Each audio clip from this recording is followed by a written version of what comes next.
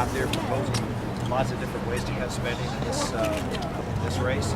And look at the size and scale of the federal government with his own pro-growth tax policies. And he's also obviously very strong on the horticultural issues and not afraid to go out and make that a part of the tent pole. So he's exactly the message that the Republican Party needs to affirm, and in this race, he can do that. Did you say anything to the voters about, I mean, what's your position on Mark Sanford's background, his previous personal problems and all? Does that, in your eyes, disqualify him or make him? Look, I mean, I'm always someone who believes that people deserve, a second chance. I mean, I don't, I'm not going to look at him and say, you make a mistake or make some mistakes, your life's over. Obviously, that's not the case.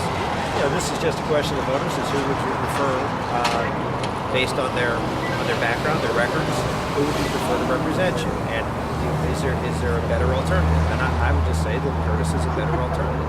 Someone who, on all the fronts that are critical for our country right now, he can go out there and make the case from South Carolina and for the low country better, and that's why we're for it. And what would you say the biggest difference is between the two candidates? Well, I mean, look, Washington needs some fresh faces. They need some folks who are from the grassroots, who are just ordinary people who care about their country, and obviously, in Curtis's case, served their country both in public life here and at a local level, as well as on the military level. Someone who has very strong moral convictions, and those are obviously very short supply.